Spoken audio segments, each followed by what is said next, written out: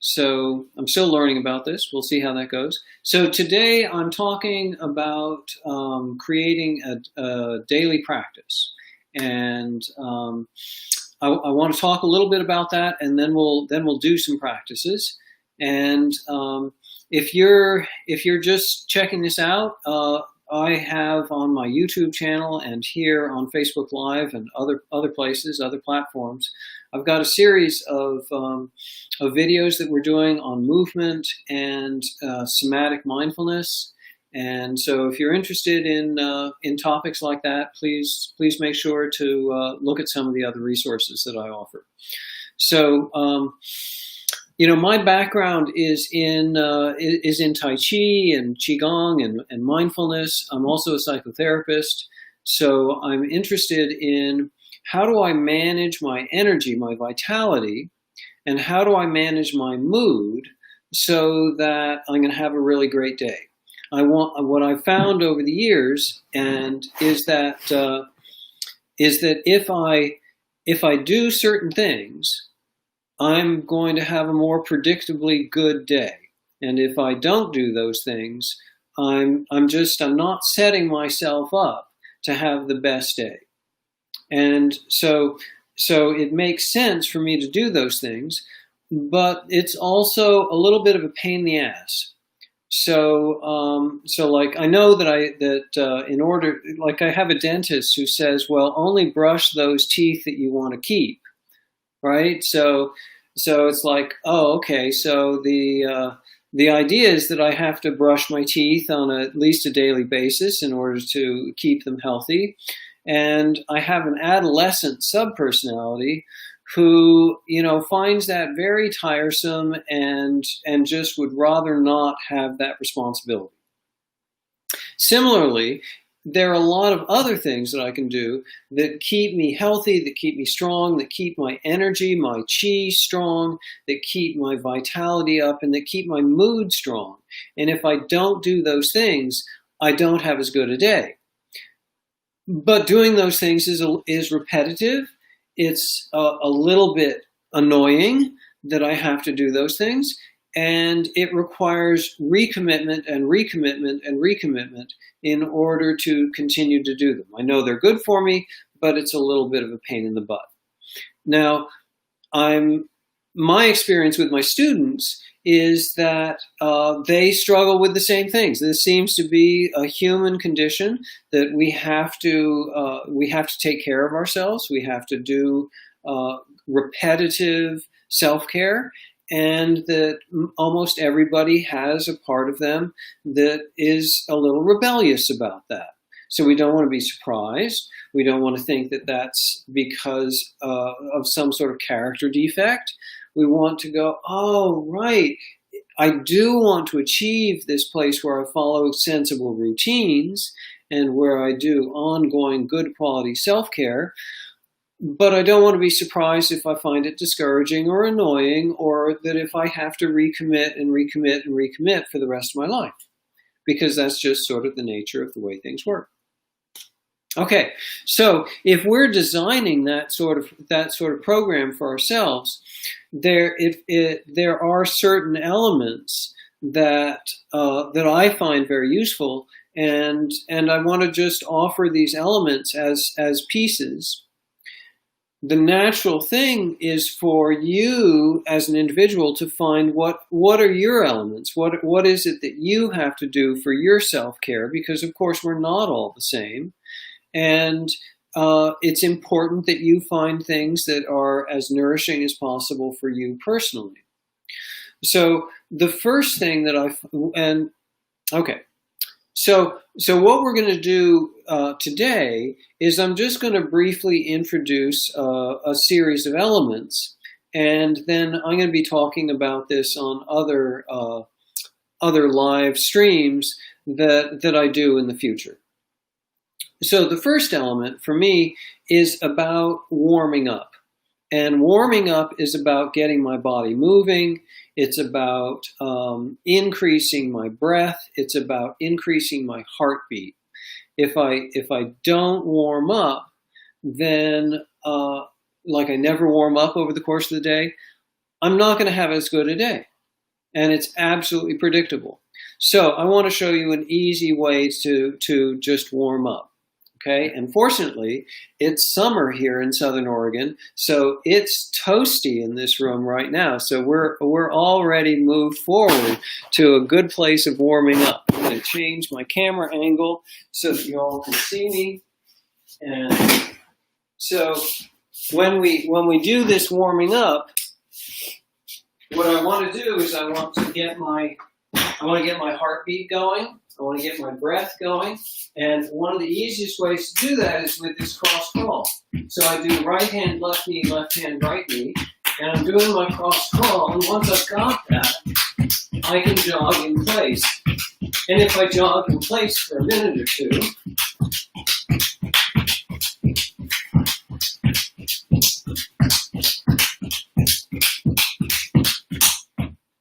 it's got my heartbeat going, it's got my breath going.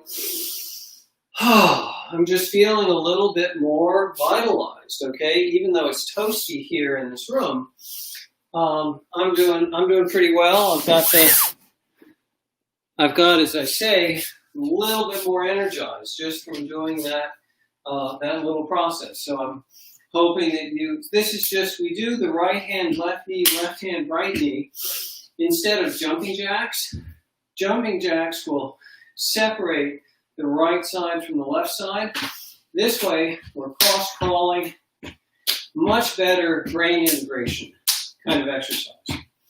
Okay, so once you've done that, so there's a warm-up. Now, you could do all sorts of different warm-ups. Catch my breath.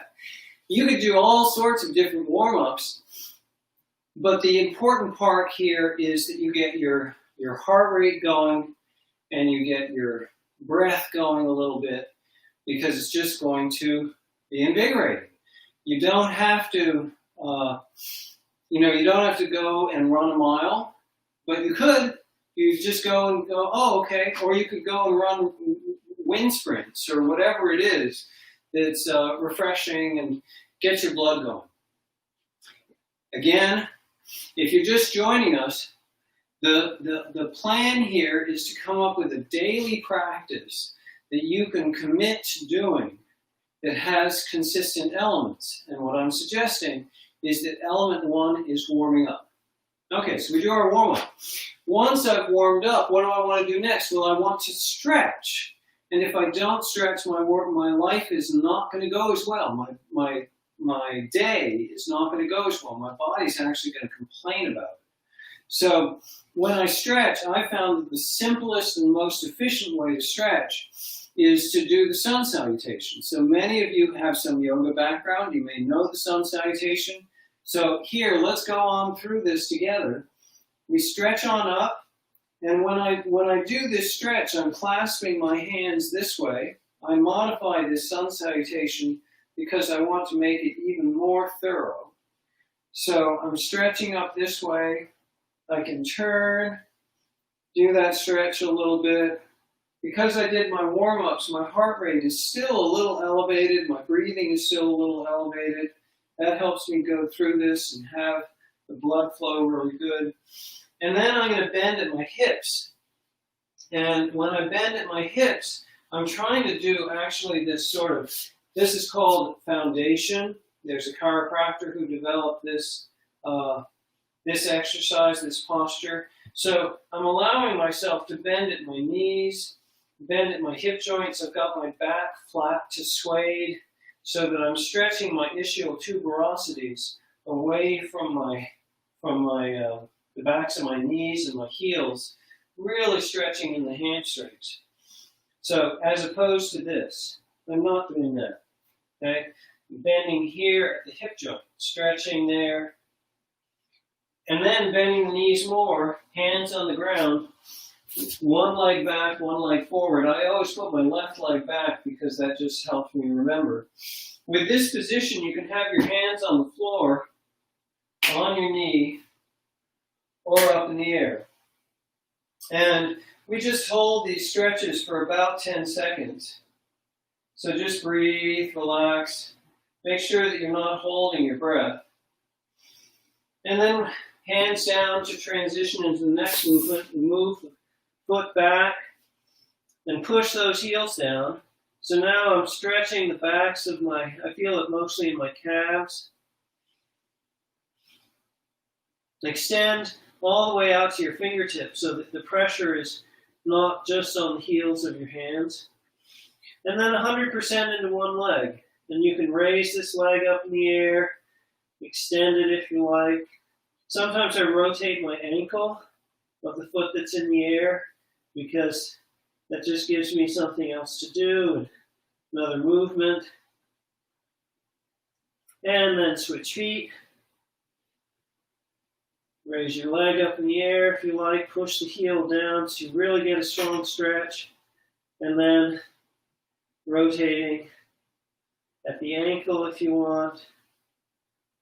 Make sure you go both directions. And then placing that foot down again. We do our diving push-up. Coming up here. Change your feet. Drop your shoulders. Make sure you're comfortable here. Breathe. Lift your chest with the inhale. So you're bringing your heart forward and your lungs back. And then setting back on the heels.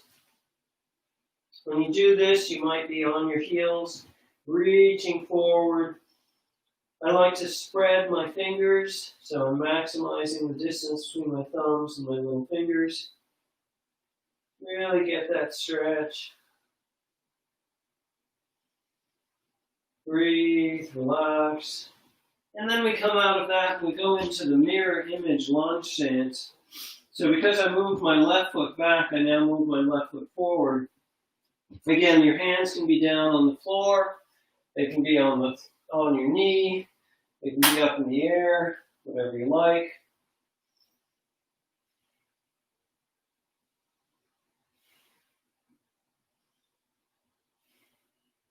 And then I do the splits. This is a modification. This isn't in the traditional sun salutation, but I like to split. If this is uncomfortable for you, you can do one side at a time.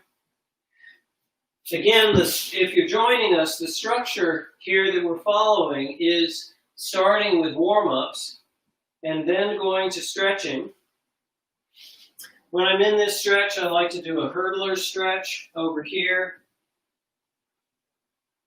When you do a stretching sequence, you need to make sure that you're not causing yourself pain, that you're comfortable. This is a little bit difficult on my knees because this is a hard surface. So sometimes I'll do this I usually do this on a carpeted surface, but that's not as good. In my house, that's not as good a filming situation. And then bringing your feet together. We bend again at the hip joints. So the knees might be a little bent to free that. I'm trying to get my stretch right here in my quads. Those can be pretty tight for me. And if I like, I can do this foundation hold for a few moments. This is a great movement for stretching the back. For strengthening the lower back. And can eliminate back pain. If back pain is an issue and you're interested in this posture, I recommend that you search for foundation exercise, and you'll find it. And then bend your knees, and we reach up to the sky. When my weight's on my right, I reach with the right, weight on the left, reach with the left, weight on the right, reach with the right, weight on the left, reach with the left. I'm going to do one more stretch where I spread my legs and just do this. Now, this would be in yoga, this would be a triangle pose. They've modified this a little bit. I'm trying to get this stretch right here in my armpit. Breathe, relax. And then the other side. Breathe, relax.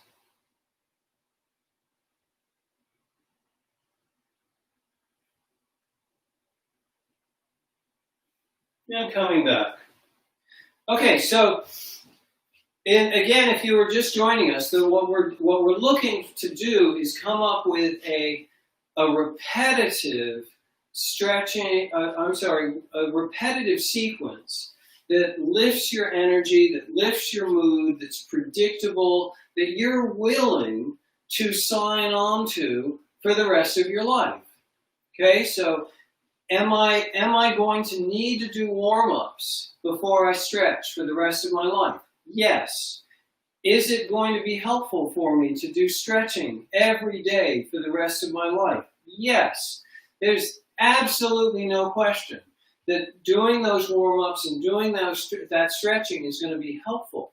And I'm trying to create a routine that I follow that requires very little thought, so that I can just go, oh, right, I get up, I go pee first thing in the morning, I splash cold water on my face, I shave, I do whatever, and then, boom, I'm warming up and I'm doing my stretching. And I'm not having to think about it, I'm not having to fight with myself about it, because I've just made the policy decision that, wow, you know, even though it's kind of a pain in the butt being a physical organism, this physical organism is in better shape, functions better if I wake up in the morning and I immediately go to cold water on my face, and then I go from cold water, I go straight to doing my warm-ups, and then I go straight to doing that stretching. Now, from there, we build some other things in, but those warm-ups and stretching, that to me, that's the absolute minimum. If you don't do that kind of stuff, your body is less likely to feel good. Your body isn't going to function as well. And so it's a relatively small investment.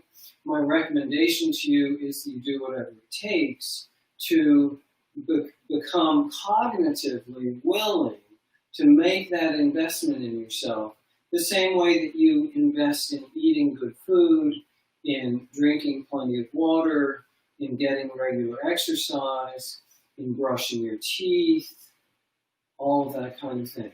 Taking care of a complicated primate is a responsibility, and if you take good care of the primate, the body will serve you well for the rest of your life. And if you abdicate that responsibility, which is a very adolescent perspective, if you abdicate that responsibility, your life will not go as well. So it's your choice. Okay, so if you're up for this kind of straight talk and a little bit of challenge in movement and stretching and like that, please join me for future videos. And please comment or make some, drop me a line or like that, so that I know that we're in conversation. And I'll look forward to doing this again next time.